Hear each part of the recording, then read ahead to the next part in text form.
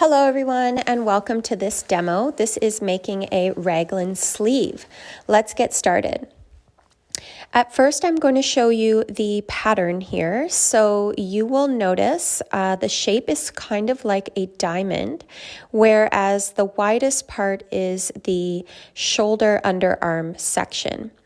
And for this demo, it is a smaller scale, but it's actually really helpful to figure out and work on the increase and decrease. So you'll see the measurements end up being about 15 inches long and 5 inches at the bottom, up to 2 inches at the top. So going to your machine, we are using a bulky machine for this example, and this is 24 needles that you will be selecting. We are doing a rib 1 by 1. So you'll want your machine to be in the P position. That means the needles are directly over one another. So P3 on this Brothers Standard Bulky is the center of the machine. You'll have 1 needle in work, 1 needle out of work, with the main carriage having the needles on the outside and the ribber carriage having the needles on the inside. For casting on, take your scrap yarn 1 passage across and then insert your comb. If you need more direction for casting on, check out my other YouTube video, which is casting on a double bed machine. Once your comb is in, you can add weight. The weight is really dependent upon the size of your machine and swatch, so just be mindful of this when you are creating your pieces. It can have quite an impact on the smoothness of your knitting. After the weight is inserted, take the carriage back to the right and then 3 rows of the bottom carriage, ribber carriage only, followed by 1 row all needles back. Then you can take your ribber and slide it across, dropping the ribber loops. This is the cast on. Now your cast on is complete and you can begin with your good working yarn. Here you can see just a close-up view of the scrap cast on, and I really do this so that the final knit is not hanging directly on the comb. That way your knit piece, the edge, just remains really beautiful and clean. In this example, I am using a 100% alpaca yarn 2-ply standard weight for a bulky machine. We're doing a rib 1 by 1 with 24 needles and 24 rows. Set your tension tight for the first row. Take your carriage across all needles, followed by 3 rows of tubular. That means that the top bed knits in the direction back to the right, followed by the bottom ribber for 1 row, and the top once again. Now your cast on of your good yarn is ready, and you can put your row counter to 0 and set your carriages to the all needles neutral position with the correct tension for a rib 1 by 1. Go ahead and knit 24 rows.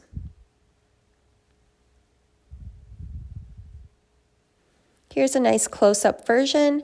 You can see the loops in action and about the tension of a standard rib 1 on the bulky machine.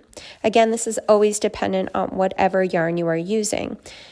I always recommend doing a small swatch to get the best tension for the yarn that you have. When you're done your 24 rows, transfer the needles from the ribber to the main bed.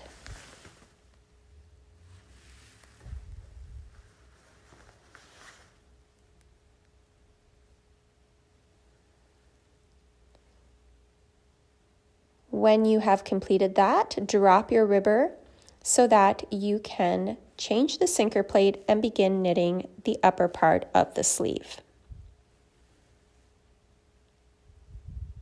So we're changing the sinker plate now for a standard main single knitting bed. Insert your yarn and make sure to change the tension to a stockinette tension. If it's an average weight yarn, that's somewhere between 4 and 5 on the tension dial. Reset your row counter to 0 so you can follow the next part of the pattern. We are increasing here 2 needles, 8 passages, 6 times. Now this is going to be 1 needle on either side, and I'll show you how I transfer for the nicest, most appealing look, I believe, especially if you're working with a stockinette. I like to use the 3 needle transfer tool. And that's so your fashioning is actually just slightly on the inside and not lost within the seam. When you transfer 3 needles out, you'll have 1 needle that becomes empty, the 4th needle. Take the purl of the stitch beside it and transfer it over so that you fill in the empty needle. Here's a close-up for you. You can see if you use the single needle transfer tool and just take the last loop, that the 2nd needle becomes empty.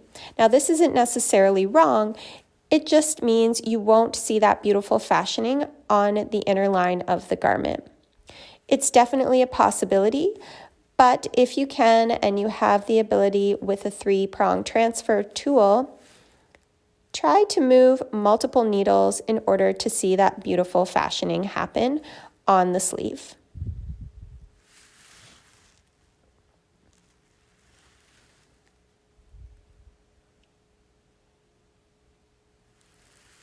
Making sure you're doing this on both sides and making sure you're picking up the same loop either from the inside or the outside needle so that both sides look symmetrical and even. Then go ahead and repeat the pattern until you've done the appropriate amount of repeats.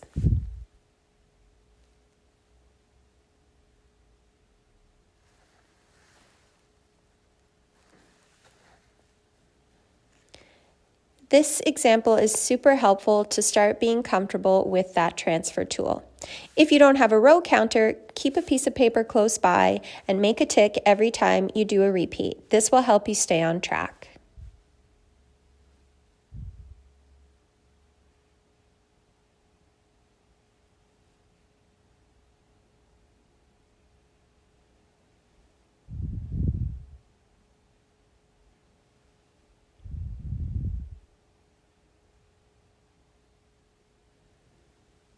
Now we're ready to do the second part. This is the decrease. So reset your row counter, and now we're going to be moving the needles inward. Again, the transfer tool is necessary, and I definitely like the look of using a 3 needle transfer tool. That way you get 2 loops overlapping. We're moving in 2 needles on either side. This is the decrease for this particular sleeve. If you notice, the ratio tends to be larger by double for the sleeve up until the armhole, and then half of that from the armhole to the neckline. This gives you a nice proportionate raglan sleeve. Once again, if you see the single needle transfer, you'll lose that loop if you go inwards just on the outer edge with 1 needle. That's why if you really want to see the fashioning, which is so beautiful and a lovely part of knitwear, I recommend using a multiple transfer tool. This also depends on the stitch of your main knit. Right now, stockinette definitely has the appeal.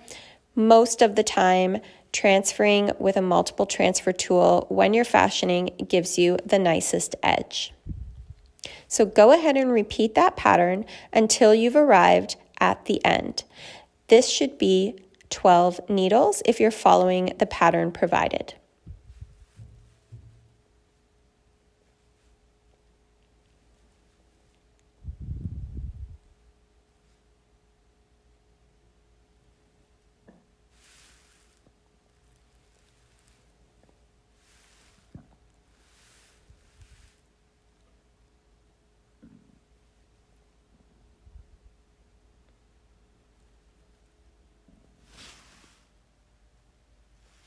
Now, when you finish, you'll want to take your carriage across for 1 row at the largest setting possible.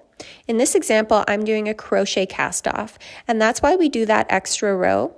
I use tension 10, And then you're going to work your crochet cast off towards your carriage. If you feel more comfortable going in the other direction, that's totally okay. Just make sure that you are working towards the yarn edge. Take the hook and latch and transfer one loop at a time onto the next needle, leaving the second loop within the hook and latch and pulling it through. This makes a chain link or a crochet. That is the most beautiful way to finish a work that gives it a bit of flexibility. And it's really necessary when you're working around somewhere that needs some give. Once you've arrived at the final loop, make sure you pull enough so that you have closed the work and you can work your end into the seam with enough yarn to do so. Also making sure that you cut the end that is attached to your yarn spool with enough slack so that it does not unravel. And now let's see the final product. All we need to do is remove the scrap yarn from the good work. So cut the final loop that is closest on the scrap yarn to your rib 1x1 edge and pull from the raw end. This in one good sweep should take away your scrap yarn from your good working yarn. Once you give it a good steam, you'll see that lovely shape. Looking closely, you can see the beautiful fashioning that we did with the transfer tool on the increase and on the decrease. I hope this helps in learning how to fashion your garments. Give this one a try and message me in the comments section below. Thanks so much for watching, and I'll see you next time.